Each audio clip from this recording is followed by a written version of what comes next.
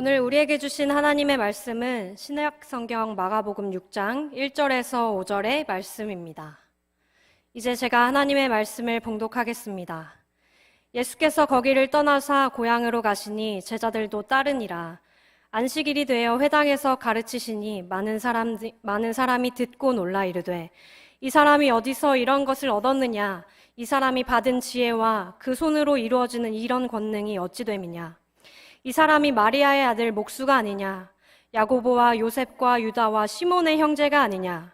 그 누이들이 우리와 함께 여기 있지 아니하냐 하고 예수를 배척한지라. 예수께서 그들에게 이르시되 선지자가 자기 고향과 자기 친척과 자기 집 외에서는 존경을 받지 못함이 없느니라 하시며 거기서는 아무 권능도 행하실 수 없어 다만 소수의 병자에게 안수하여 고치실 뿐이었고. 아멘.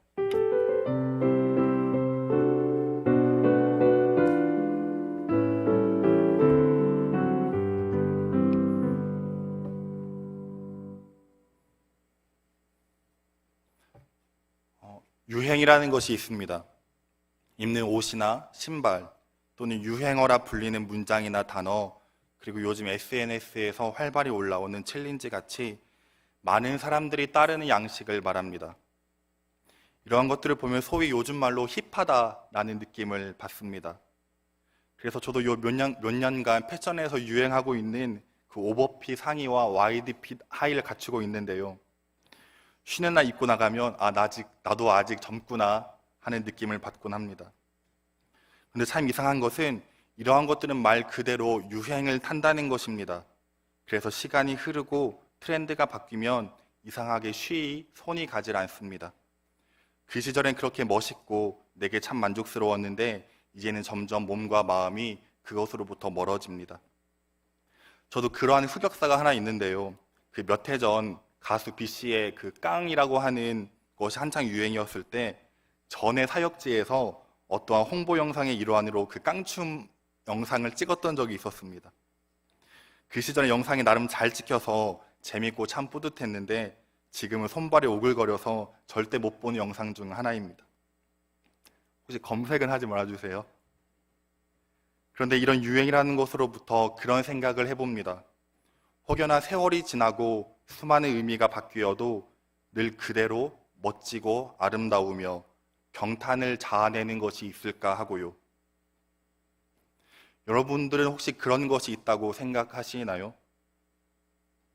저도 가만히 생각해 보건대 그 중에 하나가 바로 자연이었습니다. 하나님이 지으신 자연은 매일 새롭습니다.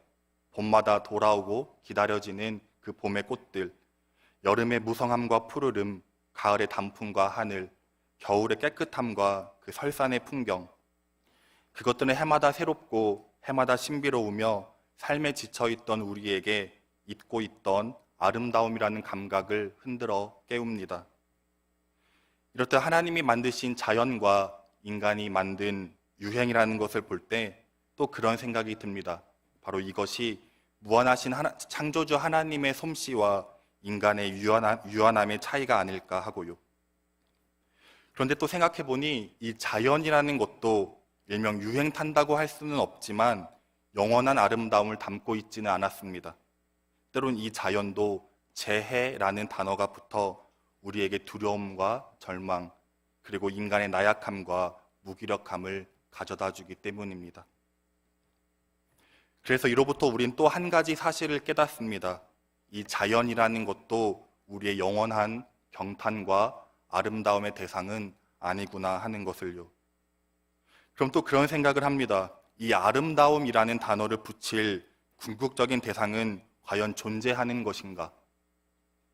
과거나 현재, 그리고 미래의 그 어디나를 넘어서 우리가 영원토록 아름답다고 여길 그 무언가가 과연 있을까 하고요. 그런데 이 말을 듣는 순간 신앙인인 우리는 자연스레 한 대상이 떠오를 수 있습니다. 영원토록 아름다운 것. 누구나 그 아름다움을 경탄하고 칭송하며 그 아름다움을 경험한 사람이라면 그에 대해 노래하게 되는 단 하나가 있다는 것을 말입니다. 그래서 한 시인도 바로 그 아름다움에 대해 이렇게 노래했습니다. 시편 8편 1절입니다. 여호와 우리 주여, 주의 이름이 온 땅에 어찌 그리 아름다운지요. 주의 영광이 하늘을 덮었나이다.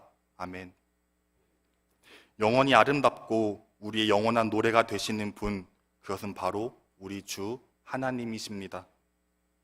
이뿐만이 아니라 수많은 시편은 영원하신 하나님의 그 아름다움을 노래했으며 지금 우리도 찬양 가운데, 기도 가운데, 그리고 이 예배 가운데 아름다우신 하나님을 찬송하고 있습니다. 그런데 여기서 또 그런 질문이 생겨납니다. 도대체 우리는 하나님의 무엇을 보고 아름답다 하는 것인지를요. 우리는 하나님의 형상과 모양을 본 적도 없고 하나님은 자신의 모습을 우리의 인식의 틀 안에 나타내지도 않으십니다. 그런데 왜 우리는 과거로부터 하나님의 아름다움을 노래해왔고 그것을 경험해왔으며 그 경험으로 말미암아 하나님의 아름다움을 칭송하는 것일까요? 도대체 우리는 하나님의 무엇을 보았기에 말입니다. 그런데 바로 오늘 본문이 하나님의 형상이신 예수 그리스도를 통해 우리에게 그 아름다움의 실체를 명확히 들려주고 있습니다. 그리고 오늘 본문은 그 중에서도 그 아름다움이 드러나는 예수님의 호칭 하나를 우리에게 들려줍니다. 바로 2절에 나오는 마리아의 아들 목수라는 호칭입니다. 마리아의 아들 목수. 그럼 도대체 여기에 무슨 아름다움이 있는지 한번 살펴보면 예수님은 먼저 자신이 자랐던 갈릴리 나사렛이라는 동네에 들어가셨습니다. 그리고 회당에서 말씀을 가르치시자 많은 사람들이 그 모습을 보며 놀랐습니다. 그리고 그 모습에 대해 사람들은 이렇게 말합니다. 이 사람이 받은 지혜와 그 손으로 이루어지는 이런 권능이 어찌 됨이냐. 예수님의 가르침 가운데 그 뿜어져 나오는 그분의 지혜와 그 권능에 대해 그 자리에 있던 모든 사람들은 하나같이 다 놀라고 있었습니다. 그런데 그 다음 우리가 예측할 수 있는 무리들의 반응은 예수님을 어떤 랍비나 선생님으로 여겼다거나 혹은 많은 사람이 예수님을 보고 따랐다는 그런 제자됨의 반응을 생각해 볼 수 있습니다. 하지만 그 다음 이어지는 사람들의 반응은 예수님을 일컫는 단 하나의 호칭으로 말미암아 우리의 예상과는 전혀 다른 방향으로 흘러갑니다. 그 단 하나의 호칭, 바로 마리아의 아들 목수라는 호칭입니다. 세례 요한이나 선지자 또는 그리스도가 아니라 사람들이 놀라워했던 그 현장을 가르며 이는 마리아의 아들 목수가 아니냐 하는 소리가 들려옵니다. 그러더니 갑자기 사람들은 서로의 고개를 끄덕거리며 모두가 예수님을 배척하기 시작합니다. 마리아의 아들 목수, 도대체 이 호칭에 담긴 의미가 무엇이길래 놀라워했다는 그들의 반응에서 이 단어를 듣자마자 바로 배척이라는 행동으로 나가게 된 것일까요?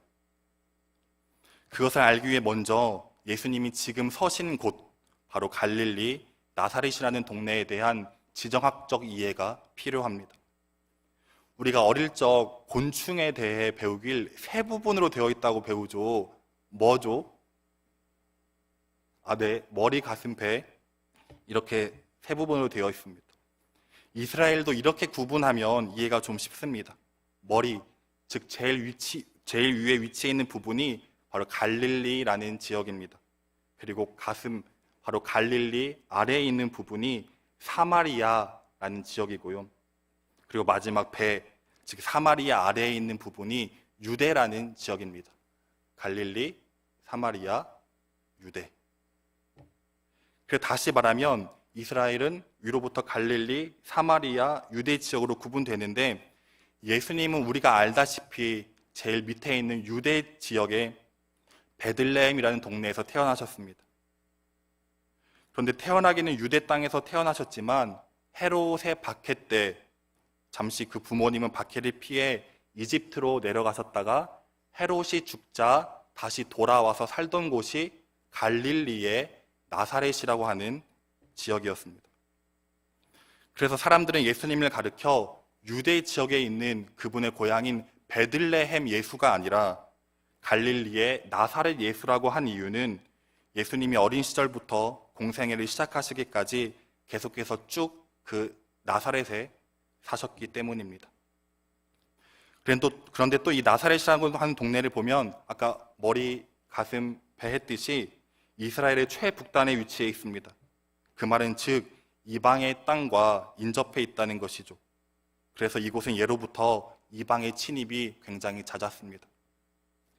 BC 7세기경 북이스라엘이 멸망했을 때에도 아수르인들의 유입으로 다인종이 생겨났었고, 예수님이 태어나시기 150년 전만 해도 셀레우코스 제국과 치열한 전쟁을 했던 현장이 바로 이곳 갈릴리였습니다.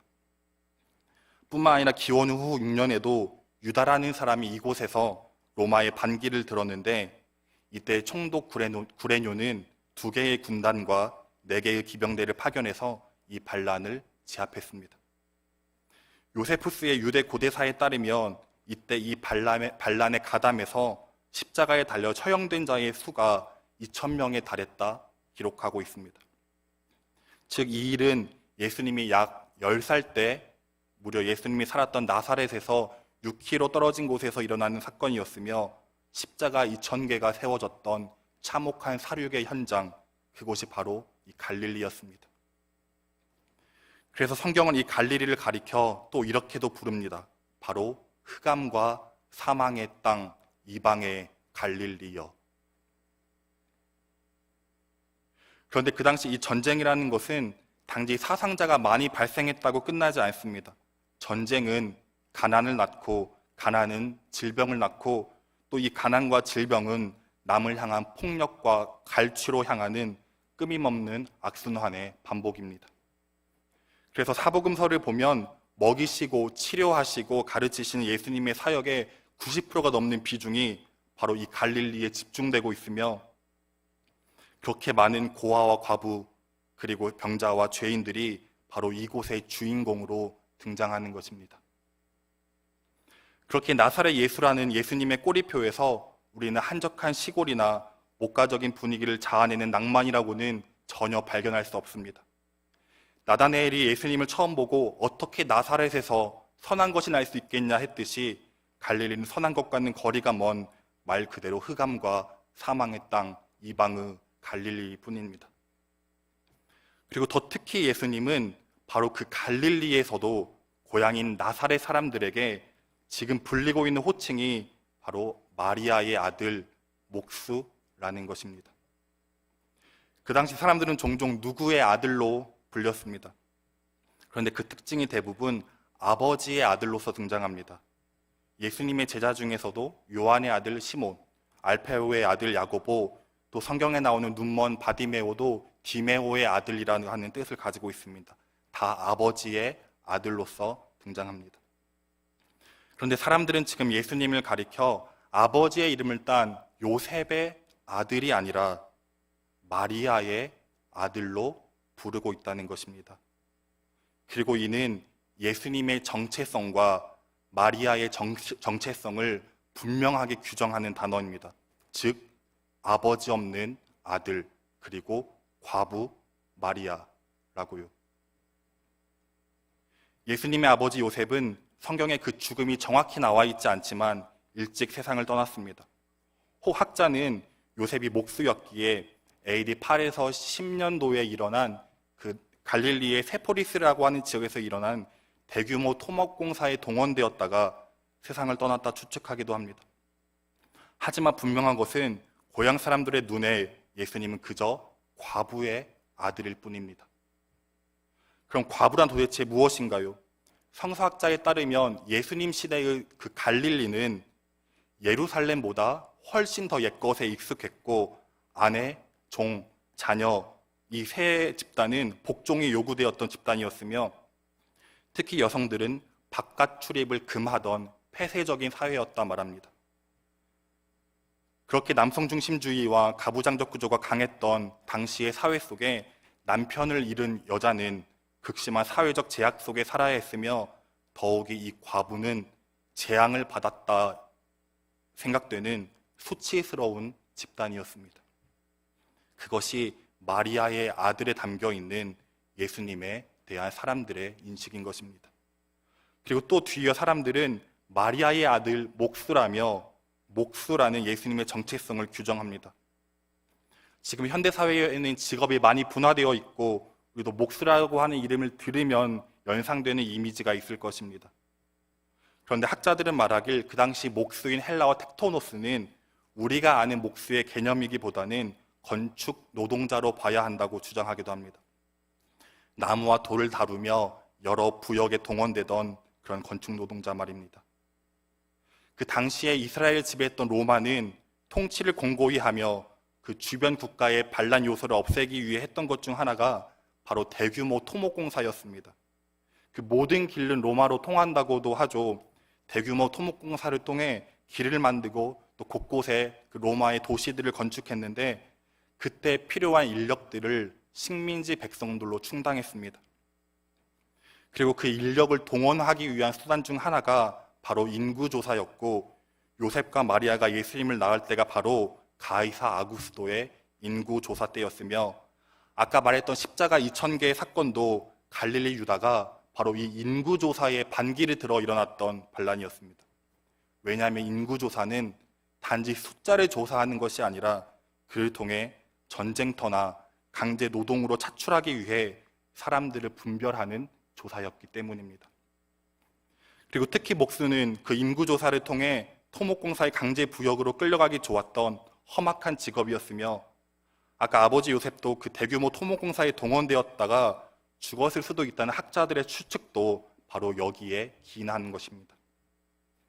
그 당시 직업은 아버지의 직업을 주로 대물림하였고 예수님도 당연히 아버지의 직업이었던 목수를 따라 그도 건축 노동자인 목수였습니다. 그러면 이제 모든 실마리가 풀립니다. 고향 나사렛에서 예수님의 능력 있는 모습을 보며 다들 놀라워했던 그 순간 급격히 공기가 바뀌며 사람들이 예수님을 배척했던 이유, 그것을 다른 말로 바꾸보면 이렇습니다. 이는 과부의 아들 노동자가 아니냐. 남쪽의 유대 사람들은 예수님을 가리켜 흑암과 사망의 땅, 바로 그 갈릴리의 나사렛 예수라고 불렀지만 예수님의 고향 나사렛에서는 한 단계 더 나아가 더욱 분명한 그 정체성인 과부의 아들 노동자로 부르고 있다는 것입니다. 그렇다면 이제 어떤가요? 사람들이 예수님을 부르던 이 호칭에 담겨 있는 예수님의 정체성이 이제 여러분에게 어떻게 보이시나요? 분명 이상하게 느껴질 수도 있습니다. 왜냐하면 분명 아름다움을 드러내는 호칭이라 했는데 이게 도대체 뭐가 아름다운가 하고요. 그런데 실로 그것이 맞습니다. 이 호칭에는 그 어디를 봐도 선한 것이란, 그 어디를 봐도 아름다운 것이란 전혀 없습니다. 부정함과 초라함으로 뒤덮여진 예수님에 대한 정확한 진단일 뿐입니다. 그런데 이뿐만이 아니라 예수님의 삶을 보면 그분은 늘 이런 부정함과 죽음의 누더기를 걸치고 있었습니다. 오늘 본문 바로 전인 5장에도 그랬습니다. 예수님은 거라사인의 지역에 가시는데 그곳에서 밤낮 소리 지르며 자해하던 무덤에 사는 귀신 들린 자를 만나게 됩니다. 그리고 그 귀신이 이르길 내 이름은 군대니 수가 심히 많다 말합니다. 그런데 그곳 거라사는 로마의 군단이 주둔해 있던 로마의 10대 도시 중에 하나였고 귀신이 말한 자신의 이름인 군대도 헬라어 레기온으로 여단을 뜻하는 단어입니다. 즉 이는 공중것에 잡은 자가 사람들을 사로잡고 있는 전쟁과 공포 그리고 죽음으로 드리워지는 그 땅을 우리에게 보여주고 있는 것입니다. 뿐만 아니라 뒤이어 회당장 야이로가 자기 딸을 살려달라 하는 길에 12회를 혈루증 앓은 여인이 등장합니다.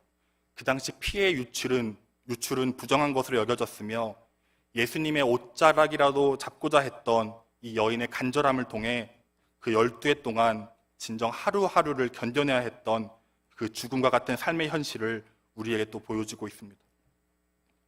그리고 이제 야이로의 집에 도착하자 아이는 죽어 있었고 누가복음에 의하면 모든 사람들이 울며 통곡했단 말합니다. 이는 모든 사람이 울며 통곡할 정도로 야이로가 사람들에게 존경받았던 사람임을 보여주며 정말 아무 이유로도 설명할 수 없는 이 어린아이의 죽음이 그 무리에게 얼마나 비통한 현실이었는지를 보여줍니다. 그리고 이제 예수님은 자기 고향으로 오니 존경받기는커녕 마리아의 아들 목수라며 사람들이 배척하는 모습인 것입니다. 그런데 예수님은 언제나 이러셨습니다. 늘 죽음의 현장에서 죽음과 같은 삶을 사는 사람들과 함께 죽음과 늘 뒤엉켜서 사셨습니다. 그리고 예수님의 마지막도 십자가라는 가장 비참한 죽음이었습니다. 이런 부정함과 죽음의 누더기를 걸치고 있는 사람에게 도대체 무슨 아름다움이 있을까요? 예수님에게 풍기는 것은 아름다운 향기가 아니라 온갖 부정함과 더러움에 뒤엉켜 사람들이 피하고 배척하는 죽음의 냄새일 뿐입니다. 그런데 성경에도 이러한 예수님의 모습을 정확하게 예언하고 있습니다. 이사야 53장 2에서 3절입니다. 그는 주 앞에서 자라나기를 연한 순 같고 마른 땅에서 나온 뿌리 같아서 고운 모양도 없고 풍채도 없은즉 우리가 보기에 흠모할 만한 아름다운 것이 없도다.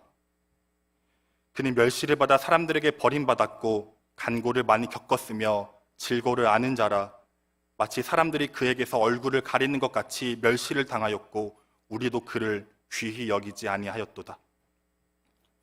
고운 모양도 풍채도 우리가 보기에 흠모할 만한 아름다운 것이 전혀 없으신 분, 예수님은 늘 이런 면을 지니고 계셨으며 진정 사람들이 다 멸시하며 배척했던 그저 초라한 마리아의 아들 목수일 뿐이었습니다. 흑암과 사망의 땅 이방의 갈릴리와 그 안에 사는 마리아의 아들 목수. 그런데 흑암과 사망의 땅 이방의 갈릴리이지만 분명 그 정체성이 그러하지만 이에 대해 말씀하는 성경은 뒤이어 놀라운 한마디를 덧붙입니다. 마태복음 4장 12에서 17절입니다. 예수께서 요한이 잡혔음을 들으시고 갈릴리로 물러가셨다가 나사렛을 떠나 스불론 땅과 납달리 지방 해변에 있는 가버나움에 가서 사시니 이는 선지자 이사야를 통하여 하신 말씀을 이루려 하심이라. 일러스되 스불론 땅과 납달리 땅과 요단강 저편 해변길과 이방의 갈릴리여 흑암에 앉은 백성이 큰 빛을 보고 사망의 땅과 그늘에 앉은 자들에게 빛이 비치었도다 하였느니라. 이때부터 예수께서 비로소 전파하여 이르시되 회개하라 천국에 가까이 왔느니라 하시더라. 이사야서에서 예언하고 있는 갈릴리에 대한 말씀, 그것은 분명 사망의 땅 이방의 갈릴리요, 그곳에 앉은 자들은 분명 그늘과 흑암에 앉은 자들이지만 바로 그곳에 빛이 비쳤다고 말씀합니다. 빛. 그리고 마태복음 바로 이 놀라운 선포 후에 그 모든 어둠을 가르는 장엄한 예수님의 공생애의 시작을 선포합니다. 그런데 실로 그러했습니다. 빛이란 바로 그런 것입니다. 흑암과 그늘, 어두움과 공허를 향해 비춰옵니다. 그리고 그 사이를 지나며 그것을 사로잡아먹는 힘입니다. 예수님은 절대 선하고 아름다운 사람들을 위해 죽지 않으셨습니다. 그런 자들을 위해 살고 그들과 어울리며 그런 자들을 위해 죽는 것은 어쩌면 명예롭고 쉬운 일일 것입니다. 그런데 정말 어려운 일은 비참하고 퇴폐한 자들을 위해 죽는 것입니다. 바로 저와 여러분, 그런 비참하고 퇴폐한 자들을 위해 죽는 것입니다. 성경에서 주님이 찾던 사람들, 즉 군대 귀신 들린 자, 혈루병 걸린 여자, 가는 마다 걸려 돌로 죽이려 한 여자, 과부와 고아, 세리와 죄인들, 어떠한 매력도 어떠한 아름다움도 발산하지 않는 사람들. 사람들은 누구나 아름다움을 쫓고 아름다움에 끌리며 아름다움에 다가가려 하지만 그런 끌림을 과연 위대하다고, 그런 이끌림을 과연 사랑이라 말할 수 있을까요? 진정한 사랑은 누더기와 넝마처럼 헤어진 인간성을 자신의 모든 것을 걸고 맞아들이는 것입니다. 누더기와 넝마처럼 다 헤어진 인간성을 자신의 모든 생명을 다해 긍휼로 품어내는 것입니다. 그것이 바로 예수님의 삶이었고 십자가였으며 그것이 바로 하나님의 본체를 버리시고 종의 모습이 되신 예수님이시며 그것이 바로 저와 여러분들을 살린 그 빛입니다. 그러니 어찌 안이 아름다울 수 있을까요? 예수 그리스도를 통해 나타나는 하나님의 아름다움, 우리가 영원히 찬송하는 그 아름다움은 그래서 바로 여기에 있습니다. 바로 하나님의 아가페적인 사랑, 여기에 말입니다. 그렇게 마리아의 아들 목수로 규정되지만 예수님은 그 모든 것을 다 끌어안은 채 오늘 본문 마지막을 보면 그와 같은 배척받은 자들을 끝까지 찾아가셔서 손을 뻗어 안수하시며 긍휼을 베푸셨습니다. 이 놀라운 아가페적 사랑으로 말미암아 비하가 승귀가 되며 십자가가 영광이 되고 마리아 아들 목수가 비할 수 없는 아름다운 주님으로 고백되어집니다. 그래서 성 어거스틴도 그의 책 고백론에서 이런 고백을 했습니다. 너무 늦게 당신을 사랑하게 되었습니다. 고대와 새로움의 아름다움이여. 그리고 그는 그가 찾아 헤맸던 날들과 그가 만난 아름다움에 대해 계속 써 내려갑니다. 이는 영어로 하면 beauty so ancient and so new입니다. 즉 아주 오래되었고 아주 새로운 아름다움. 어거스틴이 만난 아가페적 사랑의 하나님, 그것은 정말 태초부터 있던 아주 오래된 아름다움인데 지금도 여전히 새로운 그 아름다움이었습니다. 그리고 오늘 이 시간 우리도 그 고대의 아름다움이 여전히 지금 이 새로운 아름다움임을 경험하고 있습니다. 그런데 중요한 것이 하나 있습니다. 바로 우리의 응답입니다. 바로 그런 사랑을 받은 우리가 도대체 무엇을 해야 하는지에 대한 문제입니다. 구약에서 하나님은 구원과 은혜를 베풀며 하나님의 신실하심과 의로우심으로 이스라엘 백성들과 계약을 하게 되는데 거기에 속했던 하나님의 백성들은 그것을 감당하지 못했습니다. 지금 말로 그리스도인은 그것을 감당하지 못했습니다. 그래서 구약은 그 사실을 끊임없이 들추어내고 회개를 촉구합니다. 하지만 그러지 못했기에 친히 그것을 보여주신 분이 예수 그리스도이시며 우리의 표대 되셔서 그 아름다움의 삶을 보여주셨습니다. 그런데 우리의 모습은 어떨까요? 하나님의 백성답게 살려고 처절하게 몸부림치지 않습니다. 예수님의 시선, 예수님의 눈, 예수님의 마음은 우리의 잘됨, 우리의 부, 우리의 그 어떤 물질적 축복에도 있지 않으십니다. 예수님은 2000년 전 그러하셨던 것처럼 지금도 처절한 고통과 사망의 현장에서 자신의 생명을 나누고자 누비시지 그분의 관심은 우리의 우월감에 있지 않으십니다. 우리가 느끼고자 하는 그 우월감이 있지 않으십니다. 우리가 추구하는 목표와 방향성을 바꿔 예수님처럼 살지 않는다면 우리는 그 십자가의 은혜를 저 값싼 은혜로 전락시켜 구겨 던져버릴 뿐입니다. 하나님의 은혜를 경험한 사람이라면 우리는 온전하지 않아도, 우리는 부족해도, 우리는 넘어지고 또 연약해도 하나님의 백성답게 살려고 몸부림치는 모습이 있어야 합니다. 그것이 진실로 그 은혜에 대한 응답이며 진실로 예수 그리스도를 신앙하는 신앙인입니다. 지난 금요일 우리 청년부에서는 부서별 원아프 시간을 가졌습니다. 삼청년부에서는 이번 시간에 거리의 천사들이라고 하는 노숙인 사역에 동참했습니다. 밤 10시에 시작해서 새벽 1시 정도 끝나는 사역인데 늦은 밤 거리에 주무시고 계시는 노숙인들에게 잠이 깨지 않도록 조용히 다가가서 작은 간식과 손편지를 놓고 이분들이 그 편지를 보며 연락해서 다시 일어설 수 있도록 기도하는 사역입니다. 그런데 그 당일에 알았는데 동참한 한 청년분이 그 전날 목포로 출장을 갔다가 당일 저녁 늦게 서울에 올라와서 이 사역에 동참하고 또 새벽 1시에 사역이 끝난 후 또 그 다음날 아침 7시에 왕십리에 교육이 있어서 출근해야 한다는 것이었습니다. 살인 같은 일정이죠. 목포에서 운전해서 서울로 올라왔다가 잠깐 쉬고 거래전사들 봉사를 한 후에 새벽 1시에 끝나서 잠깐 자고 아침 7시에 출근. 근데 이 청년분의 모습에서 예전에 이분과 나눴던 대화가 생각났습니다. 작년에 세임일 찬양팀을 했었는데 하게 된 동기를 물으니 그리스도인으로서 내가 할 수 있는 작은 것 하나라도 드리고 싶어서 찬양팀을 한 번도 해보지 않았지만 그저 그 마음을 드리고자 했다고 했었습니다. 그리고 지난 금요일 그 바쁜 중에도 여전히 하나님을 사랑하고 이웃을 사랑하고자 삶의 일부를 쪼개어 나아가는 변치 않는 그분의 심장이 느껴졌습니다.